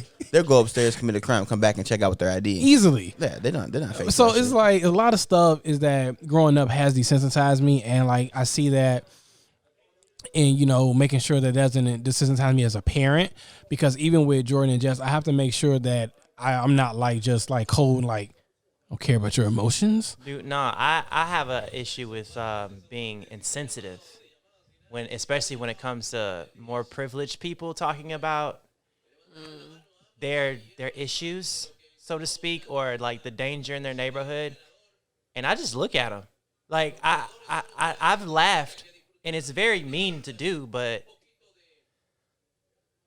it's. You know what I will say though? White danger. This is Say white it's a weird. This is a weird statement. What? I feel like the Somebody's been watching- white Power Ranger, the green Power Ranger flute should be playing for some reason. You said white danger. I don't know why that's. Were you watching Watch Me? Danger in white communities is less. White danger. I feel like Netflix special coming soon. Man, I knew it was bad when it came out my mouth. That's what she said. So, go ahead, Brendan. Damn, son, where'd you find this? It worked, but I don't stop. Okay. Danger in white communities is less. It doesn't happen as much, but I will say, it's almost sometimes kind of worse. You know what I mean? I was gonna say their danger is like Their danger is way like serial killer. and but not even that, it's like a lot of kidnapping. I remember the getting tied in- Bumblebee killer. Yes. Yeah. That is. Have you That is have still you a heard from the strange humblebee? So Do you know where the honeybees so when we are? were in college, Okay, tell us. when we were in college, a serial killer came through our campus, and his whole thing was asking people about honeybees and then stabbing them to death. And so he was seen at the Walmart 3 blocks away from our school about 2 or 3 times. And they never caught that guy, right? I think they did. I don't know. I think they did, but I'm not sure. There remember no was an arrest, but I don't think that was the guy though. Okay, yeah. Like, I heard there was an arrest, but if it's not him, well. Because they arrested the guy, and then it happened again in Milwaukee, Was in the Wisconsin. was the honeybee killer the guy who left all them dead women bodies in the houses in Gary? No. He was killing people in public, like broad He daylight. went through Hammond. I know. It was very strange because just going to school and there's a serial killer on the campus. What? Yeah, it was wild. That was a weird text message to get. That's a good example about white danger because But like you watch Lifetime, people are like stalked, like people are infiltrating people's families, like fake family members are stealing kids, and like people are getting chained in the basement, and like sex trafficking, all types of weird shit happen in white communities. Where black communities, it's either murder or robbery. Oh, they found him. They found the honeybee killer. Okay, perfect. That's Okay, good. Makes you feel better. I'm any lasting comments, concerns? don't beat your kids. Yes, don't Whoop beat them. your kids, but properly discipline them. According to the biblical principle, spare the rod, spoil the child. A shepherd has 2 things: a rod to beat them with, but also a hook to gently put them back on the right path. Hashtag bars. All right. Well, actually, before we Hey, full on- wait. But my bad. that follows back on what I said last week. There's a lot of quotes that people don't finish. And that is one of them. Yeah, because the shepherd just doesn't have a rod and start beating sheep. I like the enough shake a stick at. That's a good shepherd one. but yeah, I'll go. I guess my next thing would be just like kind of following up with cancel culture. At what point, like, does beating your child become like at what point is a line to where you take your child away? Where someone should lose their child Bro, from whoopings to beating. The line is so thin because They literally trying to take that man's child for a T-shirt. Well, you know what I'm saying? If you There's are caught whooping articles. your child in the grocery store, they can call CPS No, on but you. that's They can what take your kid. Like, there are articles where people get and hear me out, get visits, and even the kids call. yeah, They call themselves. my sister. And it's never mind. like, imagine you as a parent. It almost kind of, like, I can't imagine, like, if Jordan called on me, like, I'm gonna be pissed. But in the back of me, it puts a fear in me because, like, I don't want my child to get taken away because of she doesn't understand what's going on, and she's like, oh, I'm really getting beat. I'm like, you're not getting beat. You got a couple of taps on the. I'll tell you this one thing before we can clip out. My mother put fear in us for call. I was even thinking about calling them. What she would do is just like, oh, go ahead and call them. And you see how well that family takes care of you after me. Oh, that's yeah. good. She just like, because you're like, the foster care system is like, man, you may get a loving parent, you may get a parent that will actually beat you every single day, give you cigarette burns, all that other stuff. I'm gonna take that. I'm gonna teach them about the foster care system. It was, my mother would just like, go ahead and call them and see how well you get treated. But you're right, Sean, like that line is, bro, it's Because when I was younger, I worked at a Head Start program, and we weren't allowed to report anything below the collar, like underclothing, and like above the knee line. So anything under their clothes, if the kid lifted their shirt up and they had scars or like a scratch or something, we can't report that. If they had something on their face or neck or like hands and feet, then we can report stuff. That makes sense. You know what I mean? And this one kid used to get beat up so bad, man, and like you could tell it was abuse because it was like, when they're that young. So the class I had was 3 and 4 year olds and then 4 and 5 year olds, behavioral kids, and the kids that couldn't speak English.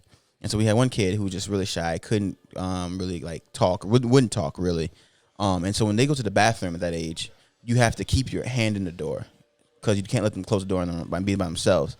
And our teacher aide would sometimes help the kid because he, was very illiterate, couldn't really talk, and he had like, I'm talking about bruises always on his ass, always. I mean, I'm like all the time though. I was there for like a year. He had bruises the whole time I was there. Came in one day, had full scratches from his hairline across his face down to his lips because his mom struck him and scratched his entire face up.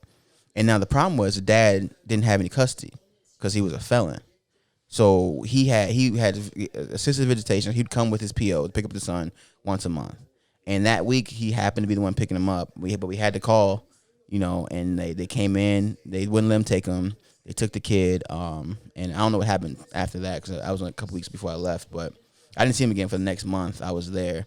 So like you have a parent who really does love the kid, but can't have the kid because of some mistakes he's made, and then a parent who is obviously abusing the kid but has all the power because of a broken system. But because the system's so broken, we couldn't do anything before it about the bruises.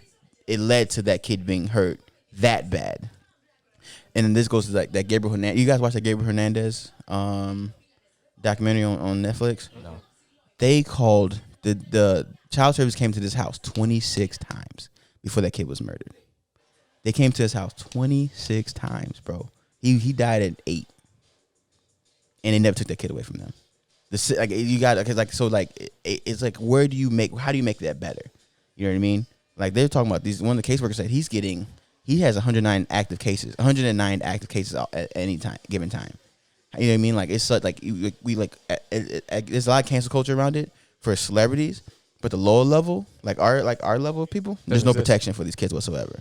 You know what I mean? There's no type of protection. So it's like, at what point do we do we draw a line? But if we do draw a line, well, people are going to abuse it. You have to fix the system first, though. Because if you do start seriously regulating these homes that get calls and things like that, where are these kids going? because they can leave a bad situation and end up in a worse situation. Yeah. You know? Quoting what Brendan said, but I mean, the fear unknown is worse than the fear that I do know. Well, I think I'm saying it backwards. But I think it also helps too if you just so happen to know kids or know people around you that don't have it as good as you do. Because if you have a somewhat of a slight sense of that, it'll make you think twice. But when you're that young and things are that bad, you don't see the outside of it. Oh yeah. So he was sleeping in a cupboard. Yeah, he don't understand where he's at because that may become the norm for. It's the norm for him. It's normal for him. So in his mind, outside of his four walls in school, kids are getting treated the same way he's getting treated. Yeah. So he doesn't feel the need to tell teachers or reach out. Yeah. You know what I mean? That's But why, the problem why I can- appreciate like free programs like Camp Soul or Upward Bound or 'Cause you the got trips that they would do for the kids in middle school. You got some hood kids and you're able to give them a break. But one of the things that's like can help with that is like changing the system, but also increasing funding. I know like money doesn't fix everything, but it helps a lot when it comes to the system because a lot of times they not taking these kids because the system is worse than them being at home. Unless you got a point where, hey, someone ends up dead. Because it's the fear of, oh, we don't put them in the system. That's because the system is horrible. Like, you put these kids in, like, these halfway houses that are not monitored, regulated. So you don't got enough staffing to make sure you're watching after the kids. So you keep letting all the services keep getting called over and over again and not doing nothing because in your head, you're like, well, at least they have a home. It's stupid to me. That's like that rationale is weird to me. I was just gonna say, when it comes to the system, they have like even from the system. In the system, it's really easy to be foster parents. Kids are checks, so all you have to do is it doesn't take much to be a foster parent. You just need a big enough house. You need to barely pass whatever regulations it is, and you can house however many kids for the check. And these kids aren't being taken care of. The biggest thing is passing a background check and doing the classes. Yeah, that's the it don't take much. And you would think that there would be actual like legit orphanages or communities or something like that. And that's not what's happening. Well, the problem is you don't have money to do all three. You don't have money to pull them. You don't have money to do foster care. You don't have money to place them. So they picked one to not regulate and happened to be foster care, which is the worst of the three, unfortunately. Like when one of my sisters went, I'm not gonna say her favorite pastime, but she went to the one in EC, and I want to say as soon as she was there, the daily thing she did was throw hands, and she was, I want to say 6th grade. And it's like, because these are a bunch of kids who feel like they're not wanted. Mm-hmm. They don't. They're survival. They are in survival mode once they get put into system, especially repeatedly. Yeah, having too much compassion is bad. Having too much discipline is bad. Having neither of either one is awful. As a parent, it's a lifetime of finding the balance and trying to be as balanced as possible. Yeah. Oh, just to let y'all know. And apologizing if you're wrong. Because that's a whole other thing. Like, parents, like the whole generation of do as I say, not as I do. Woo. I absolutely hate that. Yeah. I absolutely hate that now because at the point is that you are your kid's role model. So if you mess up, boom, mess up. It's many times I yelled at Jo, says, hey, what you doing, blah, blah, blah. She's like, oh, it wasn't me. I'm like, you know what, my bad. I'm sorry. Like, because growing up in a time where you get to a situation where you got a parent yelling at you, for every little thing, you got to get to a point where you understand, like, hey, you're human, you make mistakes, and your child have to see you in that light that you make mistakes. Did you leave that water on? Man, our kids be flooding our bathroom all the time, man. It don't make no sense. But in closing, I would just say, piggybacking off what Jeremy said, use discernment when you're disciplining your kids. Know what situation calls for what type of punishment. Not everything is a timeout, and not everything is a whooping, And no matter what, educate after said decision. Definitely, because they don't understand. Because honestly, to me, when they hit about 8 or 9, they're understand. you ain't gonna need to be physical at that age. You know, there are definitely going to be other ways to discipline them, and I think we've been programmed that whoopings are the way to go. Beat your kids into submission, and it's like no. You can't do that. Helpful tip. Without being physical, helpful tip. And without being physical, just as far as the psychological stuff that we were talking about before, if a child thinks that something is bad, actually show them what's bad, and it'll play an effect on the way that they're thinking about their situation. You've been a dad for 3 months, bro. You don't got no tips. I'm talking about life experience. Your baby ain't even old enough to be disciplined. That's all I'm saying. You just spray it with a water bottle and stop. Oh, you're new in here. Your hair's still wet. His hair always looks wet. He's Hispanic. That's why both of y'all losing y'all hair. My husband has a head full of hair. No, he don't. Yep. He got that LeBron lining. Suit, you losing your hair. Look at your beard, bro. You like a chemo patient. I know you ain't talking. Like what you look like underneath that hat? Well, Suchi, looking at your hair. No, I gotta heat it. Anyway, on today's episode, your hair look like a heart palpitation of a nigga dying. You like you constantly getting shocked. All right. Yeah. It has been great. Yes. Suchi We have always a fight surprised. to watch. We're late. Probably a fight to actually participate in as well. Oh yeah, we jumping him after this podcast. Hey, and you ain't got your baby. I do love my family. We are fine, by the way. I know there's a lot of things said today in this podcast. Yeah, well, at least you know they're listening.